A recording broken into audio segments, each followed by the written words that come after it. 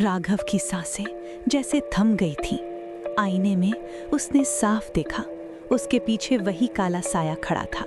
उसका हाथ धीरे धीरे राघव के कंधे पर टिक गया। राघव हिल भी नहीं पा रहा था, उसका पूरा शरीर जैसे जम गया था। लेकिन अगले ही पल उसने हिम्मत करके झटके से पीछे मुड़कर देखा। कमरा खाली था, कोई नहीं, सिर्फ वो और वो पुराना आईना। राघव की सांसें और तेज हो गईं।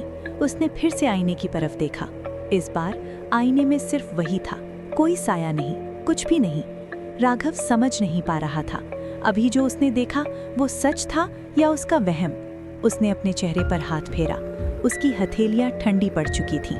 उसने खुद को संभालते हुए धीरे से कहा, ये सब असली नहीं हो सकता। लेकिन तभी आईने की सतह पर हल्की हल्की लहरें बनने लगी, जैसे पानी में कोई पत्थर गिरा हो। राघव पीछे हट गया, उसकी आंखें आईने पर टिक गईं और फिर आईने में उसका चेहरा गायब होने लगा। उसकी जगह कुछ और दिखने लगा। एक पुराना कमरा, टूटी हुई दीवारें, जलती हुई मोमबत्तियां, और वहां खड़ी थी आर्या। लेकिन वो वैसी नहीं थी जैसी अभी थी। उसकी आंखें सामान्य थीं, चेहरे पर डर था, वो किसी से भाग रही थी। राघव हैरान रह गया, ये क्या है? क्या ये अतीत है? आईने में दिख रहा दृश्य और साफ होने लगा। आर्या तेजी से भाग रही थी, उसके पीछे कोई था, लेकिन वो साफ दिखाई नहीं दे रहा था, सिर्फ एक साया और वही लाल आंखें। राघव का दिल धड़कने लगा, वो ध्यान से देखने लगा। आर्या बार बार पीछे मुड़कर देख रही थी, उसके चेहरे पर डर साफ दिखाई दे रहा था। और फिर वो अचानक रुक गई, जैसे वो कहीं फंस गई हो। उसने रोते हुए कहा, कृपया मुझे छोड़ दो, मैंने कुछ नहीं किया।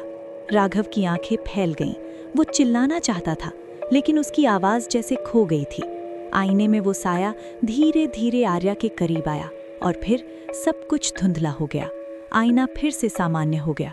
राघव पीछे हट गया, उसका दिमाग घूम रहा था।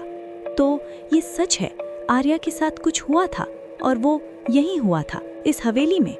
राघव के दिल में दर्द उठा, वो धीरे से फर्श पर बैठ गया, उसकी आंखों में आंसू आ गए।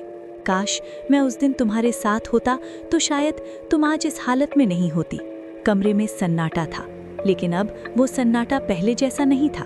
अब उसमें एक अजीब सी बेचैनी थी, जैसे कोई अभी भी उसे देख रहा हो।